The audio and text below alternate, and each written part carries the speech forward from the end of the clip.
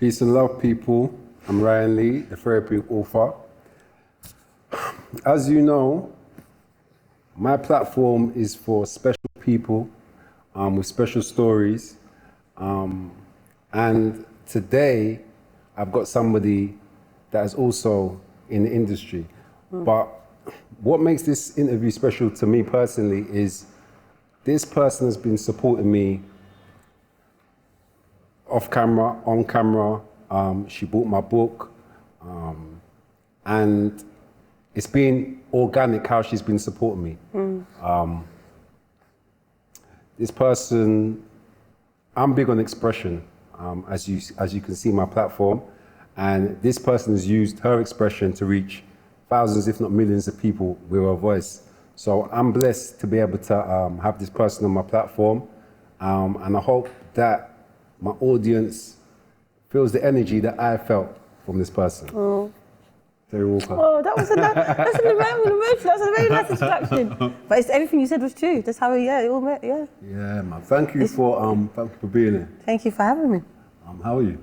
I'm really good, you know. I'm really good. Like, and I'm not just saying that just to say it. I'm like, everything just feels aligned, blessed. I feel like I'm understanding that everything happens for a reason, you know. So I'm in that place of, you know what you keep saying, keep the love circulating? Yep. I'm literally, that's where I'm at. So we're just circulating the love. Oh my God, yeah. Yeah. So, I want my audience to, many of your people will know you from the music industry, but I want my audience to get a little bit more behind who you are. Yeah. So tell me a little bit about where you are now in life. It's mad. I'm in this place right now where I'm connecting the dots with of why I do what I do. So remember when I first started, when I first decided that I wanted to become I said I wanted to become a singer, and I just wanted to sing, and I achieved that. But then I realised it was something that whatever I put my mind to, it always tends to happen. So I'm in that place right now where I'm trying to let people understand whenever you focus on something that you actually really want to do, and you really make sure you lock in, you will achieve anything. So it's like I'm just in this place of giving back right now, using my platform to introduce people to, you know, like same with like what you're doing with me right now. We're just connecting the dots and we're aligning with people to share it to the rest of the. So as you said, I've travelled the world because of my music. So and now because of my music, now when I introduce people, even interview people, everyone's like, oh, so who's this person that Terry's talking to? But they must be interested because I know anything that I talk about is on my terms. I'm in control of my narrative. So I'm very much in control of me. So you said just now, in terms of like visualizing where you want to be. Yeah. So from young, what age did you realize that you wanted to be a singer? It's mad because it wasn't even so much a singer. It's like, so when I moved, because my story is all over the place. So sometimes you might have to ask me, you have to rein me in sometimes because I will go. It's all good. I'm with you. I'll go off on tangents, as you know, when we start the conversation. But so I was born in England, but I moved to Germany when I was age 4 until I was 18. And when I moved to Germany, I moved with my mum and my stepdad, who's German. And my mum had a very big record collection. And I remember one time, I was like 4 years old, my mum played this record by Fearlessness called Move Closer. Do you know it? No. Move closer, move your body real close, Terri. I know the song. I remember I was 4 years old and I remember hearing her voice and thinking to myself, and I was 4 and I remember thinking, I want to make people feel how this woman makes me feel, because I literally had goosebumps and I could not stop playing this record. And then from that day on, I just knew I just wanted to do something in entertainment. But then not until I got to maybe 15, 16, did I really know that I really wanted to be a performer. But at that stage, did you know that you had a voice? No, I didn't have a voice then, no. I just wanted to sing. My voice didn't until I got to about 15, 16. I was awful. Yeah, oh my God. So, because I'm trying to sing like other people, but I'm not knowing what I'm doing. So, my mum being Jamaican, I want to shut up your mouth, I got too much noise and now it's quiet itself. Like, she used to drive her mad. But then when I started to find my voice, and she'd be like, oh, you can actually sing. So, but that didn't happen until I didn't stop studying. I didn't stop rehearsing. I didn't stop, mastering my craft. So, metaphorically, that's kind of deep because you always knew. Well, there was always a voice there, but because you was mimicking what you were hearing, you hadn't actually pinpointed and found that's it. Your voice. And I think not until if I ever been honest with you, this album, My Love Story, is really. Because I mean, my album, when I got signed to Def Jam in 2001, Def Jam UK, I was meant to get signed in Def Jam in the States, but 9/11 happened, I got signed in England. But Loveful, a song that got me signed, was the first time that I just sang and didn't think about it. I just sang and just freestyled it. Which song? Loveful for my first album. All right, slow down. Because look. See? So your first album, yeah? Yeah. That you released was called Untitled, yeah. All right. And 20, I've done my research now. I've done my little research still. So from there, 20 years on, yeah. You said which was your last, was that EP? My love story? Yeah. See, my love story, it's actually, because an EP is four to five songs. An album is 7 songs. I know people will say it's an EP, but it's an album. All right. But I only did 7 songs intentionally because that was exactly what I wanted to say on the album, is what I said from beginning to end, so it's an album. So all right, so let's track it like this. Yeah? Between Untitled and My Love Story. Yeah. What's been the journey? Tell me about the journey in terms of the leap, like of where you was then, and you can do it as in like from album to album. Because the thing is, there's album, but then there's projects and then there's singles in between. That's what I'm saying. It's one of those things where life kept happening, and every time I'd make an album, besides My Love Story, an album would start because someone. Am I allowed to swear? Not allowed to swear on here. You can swear. Not swear because I'm not swearing. It's not swearing. I don't want to swear. No, but express yourself when you need to. So basically, every time someone pissed me off, or someone got my a song would start. So like Loveful was because someone pissed me off, but then it turned into an album. The second album was someone then it turned into an album. The third one, every time someone did something to me, but then I would get out of my system, and then I would attract all these people that didn't want to work with me, and then it would turn into this album that was actually turned into a healing album. Most of them were quite healing albums. But My Love Story was the first album that I wanted to make, that I decided, that I chose the producers, I chose the photographers, I put it out on my own label.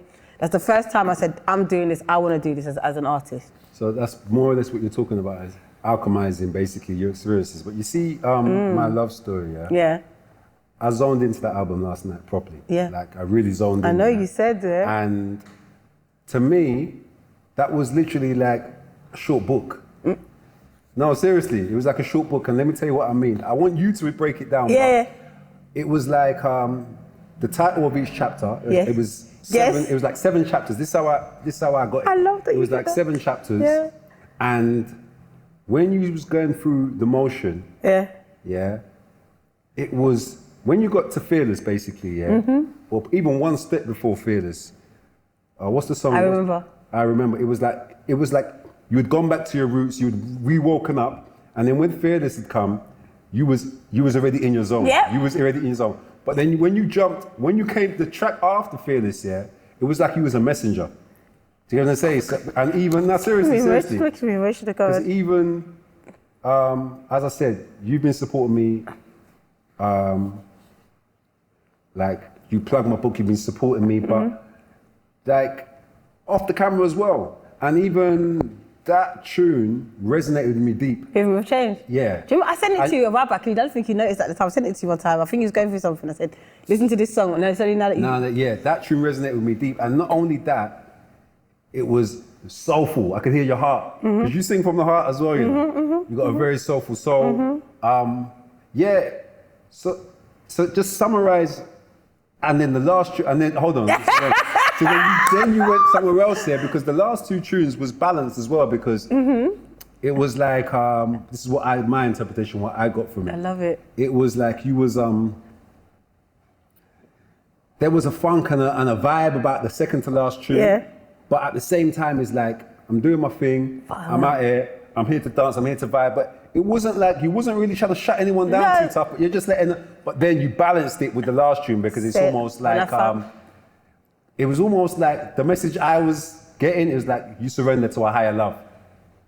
You know what I mean? So I don't need to break it down, you just broke it down for, that's the whole, you know what I love about this? That's the whole point. My album, My Love Story is my love story. So, and whoever interprets it, like when I read your book, if only you knew, I read it, but I got it when I spoke to you, and then when you told me your bit, that's the whole point. And I love the fact, exactly, because finally over you, and I wrote, don't waste your time because I don't really care about your life, can't change my mind because I follow what I feel inside.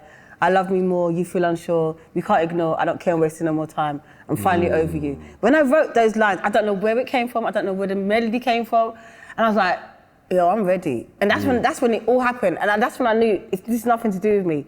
And then that's when the rest of the album came, and I wrote, I'm Not the One. Why are you fighting me? Yeah, that's what I was going to jump into that. But you see, I'm Not the One, yeah?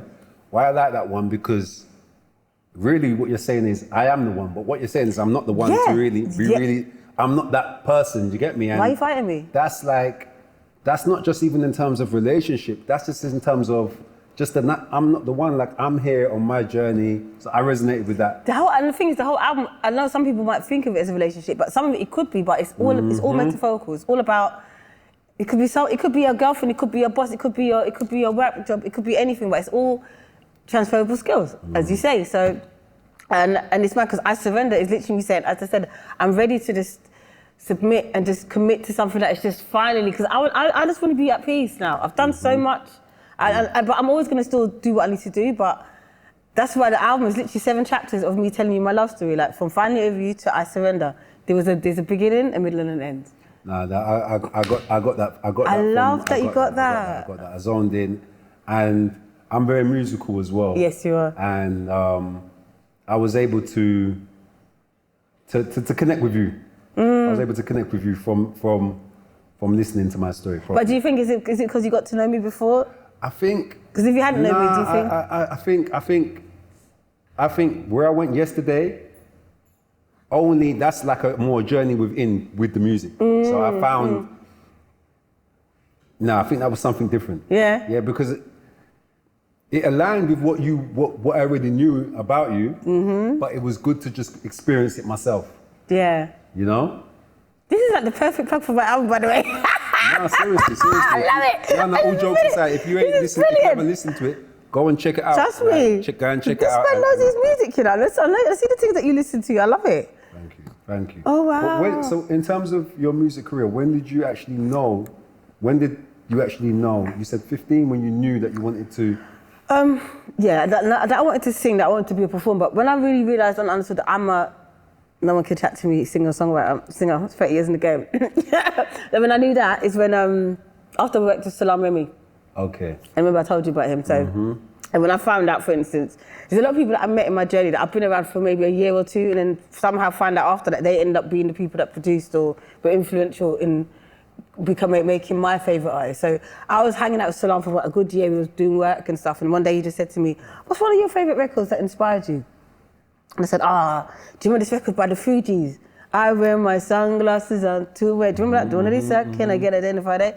Me and my mum were in Germany and it came on TV and we saw it and we ran out the next day and we went and bought the album, and then it turns out it was a remix on the album, and the album, the first Fugees album was awful, it wasn't very good. It was, But then we found it was a remix, and he goes to me, I did that remix. I was like, you what? And I've been hanging out with him for about a year and did not know that. And that's obviously the beginning of Fugees. So when they did Fuji La, when they did Ready or Not, when they did what's that, Killing Me Softly, so that the Score album, he was the one that that remix gave them their sound, because before that they didn't touch. So you have to think, Lauryn Hill is one of my favourite artists of all time.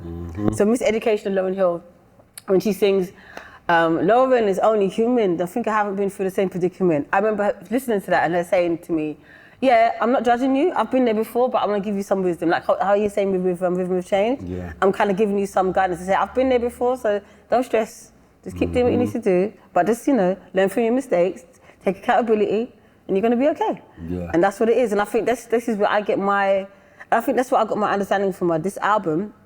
I think even working with Salam, as I said, I was still kind of figuring it out, but this album then let me know, when I wrote that Finally Over You song, that I'm finally in a place for me to be able to say that I've earned the right. It's like when you go to university or to college and you pass your test, you've got the certificate to say, now I can give people that advice because I've been there, done that. This is what this album's done for me. And I give you this. He said, will I as tall as a pole? Or can I the ocean span? I must be measured by my soul, for the soul is the size of man. Boxer, your soul is so big, you have encompassed this entire world. You keep your feet on the ground, my brother, and you keep reaching your hand up for those stars. I love you, man. Got you, man. All right? Have a blessed day. What's having somebody that had done such big things in the game that you were so close to, and you didn't even realize at the time that how big he was in the game. Didn't know. How did that inspire you? It was dope because I think with me, Like even how me and you met in Brixton, and I was like, have you bumped into me? And I went, and you were like, I'm sorry. And then we looked each other up and like, sometimes I don't know who people are until I get to know who you are for real. But do you know what as well though? What I got from that interaction is like our energy introduced each other before we verbally introduced each other. And sometimes that's a testimony of being able to be aware of yourself, trust your senses, because your senses are always working for you, you know? Discernment. Because I mean, there's one word that keeps coming up in my head recently, and that keeps coming up, discernment. And I always heard people say it, but I didn't really know what it fully meant. It's judging, being able, so, you know, people have red flags and like, oh, you know what, I can't believe, no, you saw it the first time, but you chose to ignore it because you thought, maybe, let me give that person another chance. You always know. But you sometimes, you know, because we want to be, because we're humans, you know, we're not perfect, so we don't want to judge people, and we give people the second chance sometimes. But some people, no. You understand? Some people, you know, and then when things happen, I can't blame because I have to take account. Because remember, people treat you how you allow them to treat you. Yeah. So that's how I always see it. Yeah, for real, accountability. Accountability every time. Important. And the thing, you know, the people that usually tend to not take account, that's why they always go through the same thing over and over again, because they keep making the same mistakes. They keep blaming everybody else instead of looking within. Because most times, like, for you to find, you have to listen to yourself, because when you listen to yourself, you're listening to God. So truly. Not to anyone else. I'm saying when you listen to everything else, that's not you. Yeah, truly. What's one thing that being in the music industry has taught you? That's just an industry. That's not real. It's just industry. Because, like, the best artists, the most successful, the most impactful are usually people that have been through something and they tell you a story and they tell you how to heal. So I find the music industry is a place of, it's a business.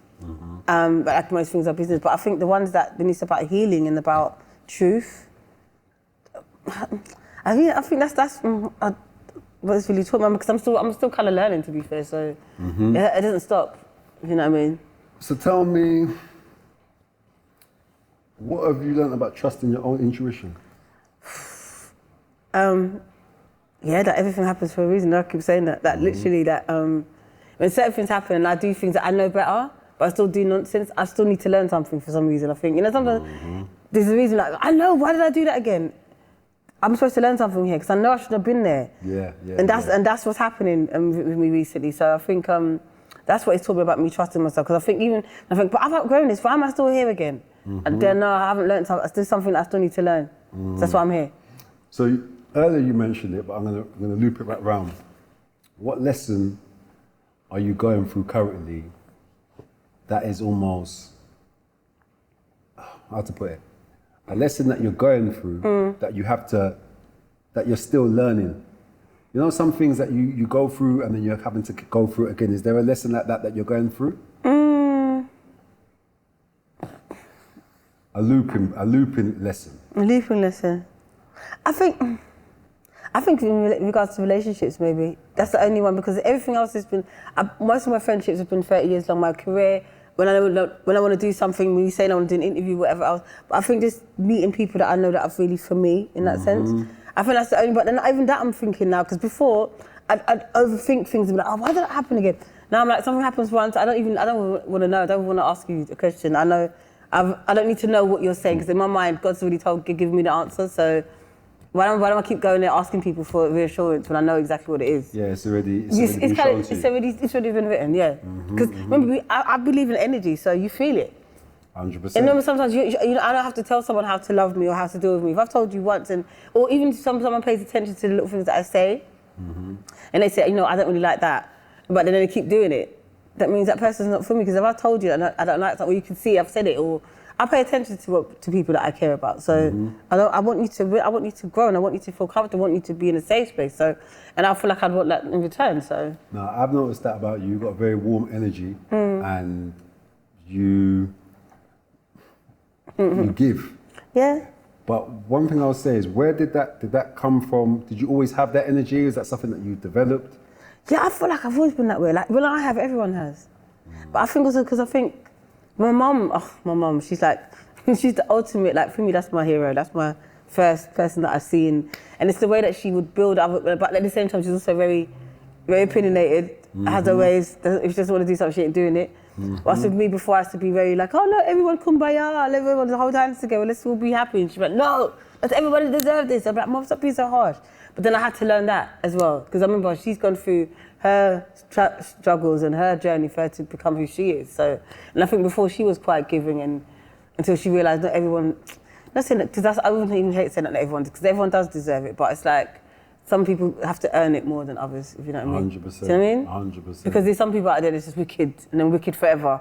No, for real. Do you know what I mean? Real, Even though no matter you try to help them, that person, they'll bring you down. It's like the balance in life. Some people, there's always going to be a balance. Yeah. And some people more want to be on that side of things in terms of, so you got to know how to. But I love don't from a understand those distance. people that like, and this is the thing, maybe that's one thing you're asking me, it's like, I always used to try and understand, why are you like this? I don't need to understand why you're like this. I need to just know why I'm like this, I think. That's what it is. And I think I've learned to now be like, I can love you from afar, you know, be it friends, be it whatever it is, you know what I mean? I can love that person from afar, but I can also be here for this person that needs me right now. Yeah. Do you know what I mean? Yeah. Like, I feel like our energy is like, whatever you're doing, you need to be reminded you're doing great. You've come, because I think I saw your post when you said about, you went back and you reflected on everything that you did, and then you had a bit of a moment where you had to, like, you've come so far. But I feel like I know, you've come so far. I appreciate you. You know what I mean? Yeah. And I know how hard it is, especially when you're doing it by yourself. I appreciate you. So what is it that makes you, because I see from your page as well that you rally and you support people, even if they're the underdog, even if they're in, whoever, I see, what is it that's in you that makes you do that? And the thing is, you know, people say there's no such thing as a selfless act because it makes me feel good too. So it's like, because I know, but also I know what it is like. That person sometimes, because the thing for me, I was very lucky, I was very privileged and spoiled. I had a lot of love around me. So, and I know there's a lot of people that don't. So when they're doing something, they don't realise that, like, for instance, before I knew that I could sing, my mum was like, no, quiet, shut up. I didn't know that I was good until someone that actually was like, yo, you're actually really good. But then it may be then push me to do more. But I had love in another way. My mum, no matter what, my mum was always there, she loves me. But for the singing part, she wasn't on board. She just thought, because my mum loves her music. So if I'm not as good as the people that she loves, because she's Jamaican, if you're not good at it, don't bother doing it, because, you know, don't stop embarrassing me. But when she then saw that I was serious and I kept going and I was relentless, to the point now she's like, God, you're really good. Like, my mum's always surprised sometimes, like, did you write that? You really? She doesn't talk like that, by the way. I keep doing the accent. She's like, stop giving me the accent. I don't talk like that, but she does to me. But no, she's really, really proud of me, and I love that. But to the point even now where, and like, even if she doesn't like something, she's taught me so much to have my own mind. So, because before you want your people to like it, and if they don't like it, you feel a bit like, oh, they didn't like it. No, you have to learn what you like. So, So, for the women that, or young girls that are struggling with their confidence, what would you tell them? See, this is a hard one because I never really struggled with my confidence. So for me to give advice, I can never give advice to someone when I didn't really experience that. So the only thing and even as I said, when I didn't know how to sing, I didn't care if my mum didn't like it. I was doing it because I wanted to do it, and nothing was stopping me. I was singing loud, getting on everyone's nerves in the house. Like, should I be quiet? I didn't care. So my thing is just always like, well, as I said, I can't relate to someone not having confidence, if you know what I mean. So it's a hard one to give you advice on. That's real as well. You want to talk from a place of experience. Yeah. It's hard to talk from a place that's not really true to me. So when I'm giving advice sometimes, like, just go for it. It's like, you can't tell someone go for it when there's certain things that they still need to unlock that I didn't even know I had. I guess, because I remember, for me, I was always encouraged, I was always pushed. And even when I wasn't, and if I wanted to do something, I was doing it anyway, so. But again, remember, sometimes with certain things that are set in, like even in your book, you said there's the warrior spirit. Yeah. And I think I've got that warrior spirit, I realised, with certain things, because I just did it. Yeah. Sometimes by myself, without anyone around me, so. Yeah. So if you know what they say, few are called and few are chosen, right? Or something like that. Many are called, few are chosen, yeah. Yeah, but yeah. Do you know what I mean? Yeah, and when you say that sometimes, you're thinking, no, it's not. I don't think that's the whole point. I'm not. We are all special, but there's some people that understand certain things better than other people, you know? Yeah. And that's it. It's about knowing your strengths and knowing this. I think that's probably one thing that can help with people with confidence. Yes. Especially young girls, but males as well. Yes. Knowing your strengths. Yes. You know what I mean? You keep your eye on other people's strengths. It takes away your power. Because I think that's what would happen with me, because obviously when I first came back from Germany to England, And I was very, I kind of lost connection with my own, you know, my side. So I do things that I could wash my hair and go, which you obviously can't as a black person. I used to wear like polka dot leggings. I was quite German at one point. So when I came out to England, I wasn't, like some of my cousins were like, oh, she's so German. Like, they didn't think I was very black. So, and then to the point that I start thinking, oh my God, maybe I'm not that black and maybe I'm not. But then the more I grew into myself, what does it mean not that black? I'm black no matter what. So it's just that obviously my mannerisms and the things that I might do weren't seen as, you know, how we eat or how we dress or how we move in it. But it's like at the same time, my core, I'm black. Yep. But then as you said, but if you're following how, if I want to look like Beyonce or look like Aaliyah or whatever, you know what I'm saying? Because black people have a certain way of deciding who's black and who's not black.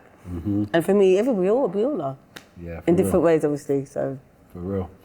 We've all got a story to tell. We've all got a story to tell. We've all got a story to tell. In terms of, as a psychotherapist, I see a lot of people, they mistake strength and survival. That they think survival is strength. Has there been a time where you've mistaken survival for strength? 100%. Because obviously, because you're more, as you said, more fitness and thingy, and you know, obviously mind and strength. But my music, my discipline in my music, as long as I was consistent with that was me saying I show up for myself. So sometimes people would say that I was lazy for not doing other things, which I probably was because I didn't want to do it. But when I want to do something, there's nothing stopping me. So I would do everything that I need to do. Yeah. So I did used to think that, maybe I'm not as strong as some people because if I don't want to do something, I don't want to do it. Which is actually not, because when I need to do something, I will. So I did used to confuse it for that. So when you set from young, when you set your mind to something, you go 100%. Nothing was stopping me. And you think that was installed from your mum? Yeah. No. Yes, it was, because when my mum doesn't want to do something, she ain't doing it. But when she wants to do something, and I've seen my mum build mountains out of nothing. Do you know what I'm saying? When she's ready to do it, but then when she doesn't. So yes, definitely. Yeah. Definitely. But without, at the time, because obviously what I was interested in, what she was interested in back then, because she wanted to be a singer, but because it wasn't for her, she's like, you have to make money, you have to go to study, you have to go to school. That was her way of, you need education. Yes. But when she realised that I wanted to sing, she said to me, as long as you pass your GCSEs, after that you can do what you want. And this is the thing, because otherwise, school, I was daydreaming, but I made sure I got 12 GCSEs out of 13.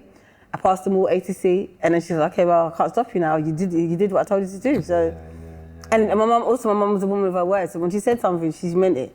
That's another thing that she kind of instilled in me as well. Because she could have said, oh no, actually no, that's what I said. No, you still have to do that, you know. And she didn't do that. Yeah, giving people that freedom as well to be, like you said, you pass your GCSEs, but then you had that freedom to do what you wanted to do. And no matter what, she supported me. Until I actually literally started making my own money, and it was just, Look where you are now. Crazy. So in terms of, let me go back to the music and the expression, yeah? So in terms of, is there songs that you can't, are there conversations that you can't have that you express via writing? There are conversations I can't. So for example, there may be a conversation that you may not have been able to have, but you find it easier. There's a place where you can go and write about it and then turn it to a song. Has that happened for you? This is the thing. One of my things, I think, as you got to know me, I'm an open book, but I've maybe not been great at articulating it as well. So I think that's what you mean. Yeah, I mean, we've had conversations about certain things that happened to me when I was a kid, and I haven't been able to really write that in a song. Okay. But I don't know if it's meant to. Do you know what I mean? Maybe one day. But I think when I've tried to talk about people, because I'm so blasé and so, a lot of people don't think that I take things, and I do take everything seriously. It's just that how I deal with things, I guess, maybe. But in the songs, so when I'm singing things as fearless, that I don't need nobody to make me feel the way I feel. There's no like that's just me saying to you, I understand who I am, but without me having to prove it to anyone else. I don't need anyone to validate me like that. Do you know what I mean? Because I love myself. So I understand that I've overcome things, and also I know that I'm God's child. Because he's got his hands on me, he's got a plan for me, I can be fearless. Even when I listen back to when I wrote, some of the stuff I've written there, I'm like, where the hell did that come from? Spirit. Yeah. So when I said, he's got his hand on me, he's got a plan for me, now I can be fearless. Where did that come from? It's like Tim said, he's got his hands on me, he's got a plan for me, now I can be fearless. So your faith in the Creator is basically, that plays a big part in 100%. Because sometimes I listen back to things and I'm like, I didn't write that. That wasn't me. But I know it's me, because I'm talking about me, but it was written in a way where if you asked me to write it at the time, I wouldn't have been able to say, oh, this is what I'm going to write. I channel a lot of it up there. So I'm like, God, tell me what I need to write, and it comes out, and then I listen back. Even the way I'm singing, even the way my voice is, even the way I'm performing. Because even the way my voice has been coming back recently, at the point where my voice kept cutting out, but I wasn't really hitting the notes because I was a bit scared to, so I wasn't sure. Now I'm like, you saw me perform the other day. I don't care where I'm at, how much time I need. I don't even need to do a sound check. I'm there. I'm ready to go. I'm ready because he's been preparing me for this wherever I go. So where are you now with music? Oh, I'm in love with it. There was a point when that's when I know something wasn't right with me, because there was a point when I couldn't listen to music. And I listen to music every day at some point. I have to have it in my life. And I love it. And this to the point where I'm giving my platform to when you see me sharing other people's stuff, or me having my artists out that I want to put out. And also when I see how other people choose music, that's why the radio show that I've got, it's called The Melting Pot, where I have people on and they talk to me about the songs that mean things to them and where they were. And it's been 7 years, and every time people come on that show, every time everyone's like, thank you for reminding me, like why I do what I do and how far I've come. And I'm like, and that's for me, because that's what the music did for me, so. Yeah. You know what I mean? So what was you going through why you couldn't really tap into music at that time? I hated everybody. Everyone got my nerves. Seriously. You know that feeling when everyone just like, this person is a this and that person's like that, and I'm like, oh, this person's a fraud. This person.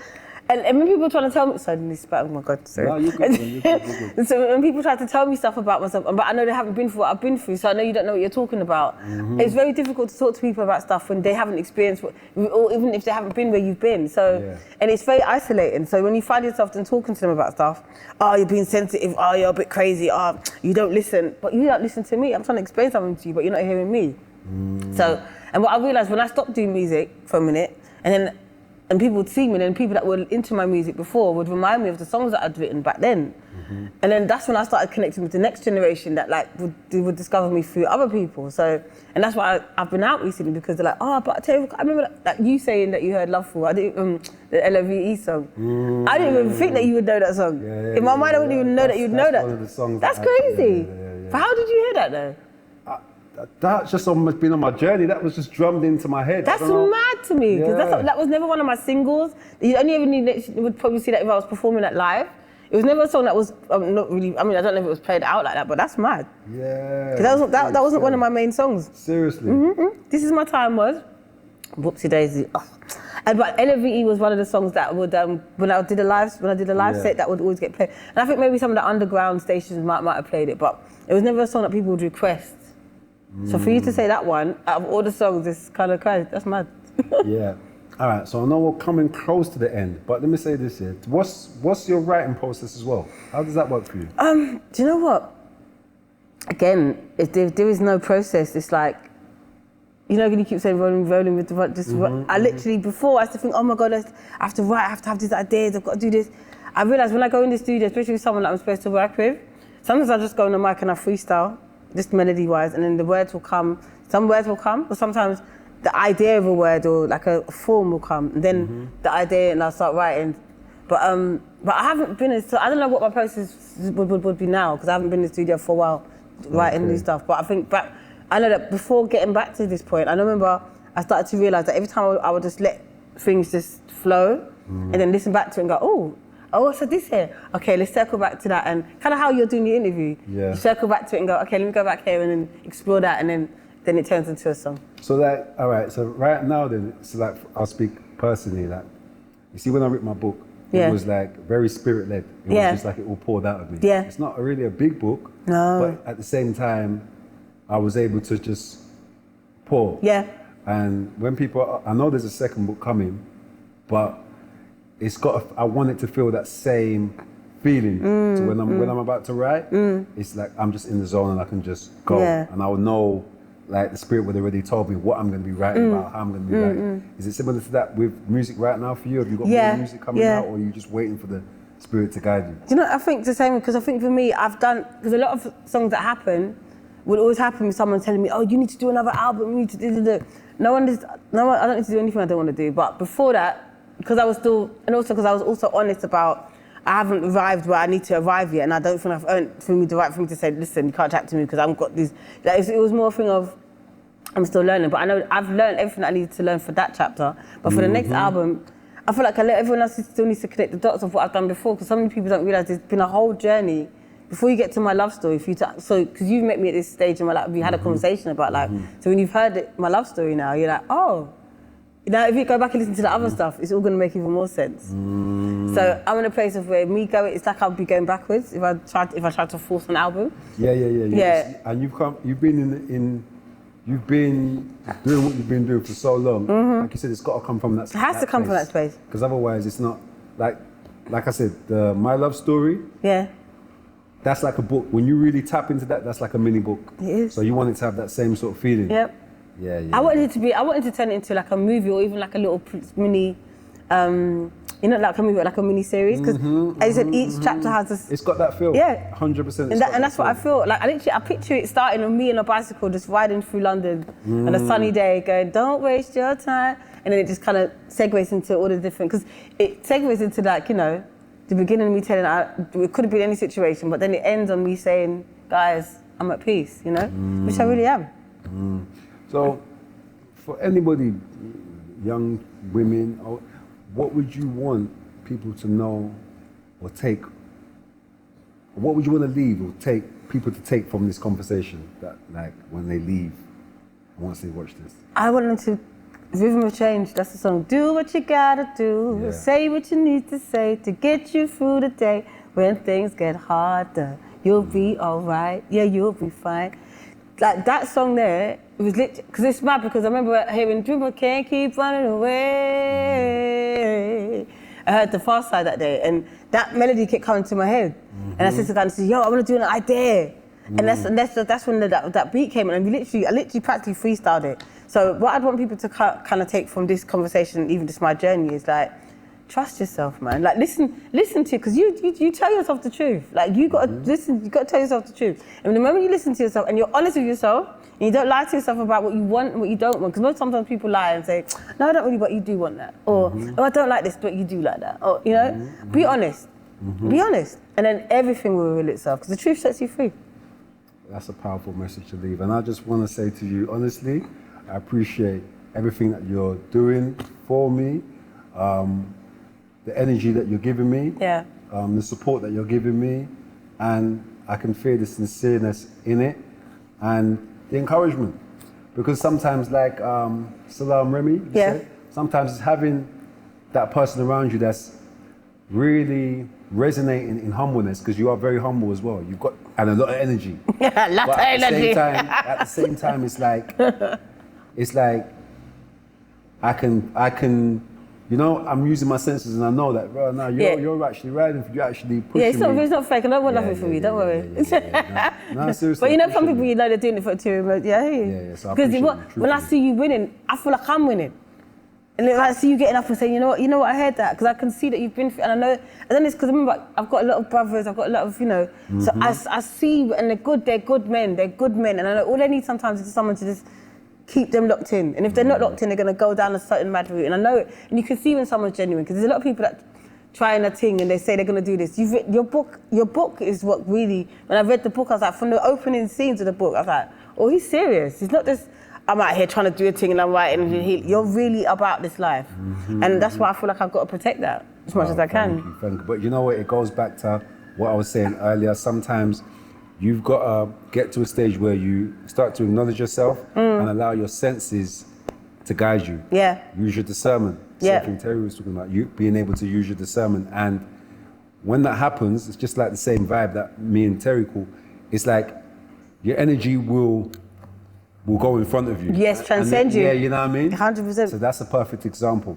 And before I round up the interview, I need to let my audience know that in the same space, I will be doing an event. It's a collaboration and networking event. It's going to be powerful. The theme is inspirational impact. And I like that. Terri Walker will be performing on the night. We're going to have some big guest speakers, and it's just a chance for the community to come together, reason together, collaborate, and just see rub shoulders and talk with people that are doing big things in the community. I love Walker. that. Can it say? See, look at what you just said there. That, see, even the fact that this is happening at an event. That's us. I only met a month ago. Truthfully. Connecting the dots. Yeah. And that's why you can't. Can't make this stuff up. Exactly. Can't. That's the importance of for people that are in their shell, talking. Getting out of your shell, you know what I mean? So look at us, so I'm like, and he's more like, calm, you know what I mean? Balance is there. But then it shows you we can exist in the same space, because usually, I know I'm probably rough for some people like yourself, but then sometimes I'm like, oh God, he's so chill. Why is he so chill? But you're not. You're actually perfect, you know what I mean? So I love that. More love, more love. Seriously, bring it in, man. Bring it. You know? Thank you. Thank you. You didn't even look at your questions. You know, we didn't even need them because You didn't even look at it once. You didn't even look at them once. That's amazing. I appreciate you again. Thank you for being on my platform.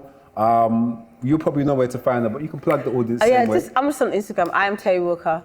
Hold on. Before that, this is actually, you've given enough wisdom, but I know from your Insta, you do like themed days. Oh yes. And it's Wednesday. So yeah, just plug yourself and leave them, give them some wisdom on Why Wednesday. you put me in a spot like that now? Give them some wisdom for so Wednesday. So Wednesdays. Drink coconut water, it's good for you. Yeah. See it there? You see it there? It's good for your heart. It's good for your heart. No. More love, you know. Yeah, more love. Yeah? More love. Thank you, We're good. Yeah. We're connected. We're locked in. Yeah. Thank you. Appreciate you. You too. Stop going, you're making me emotional. All right, peace and love, people, yeah? Peace and love, yes. That was lovely. It was.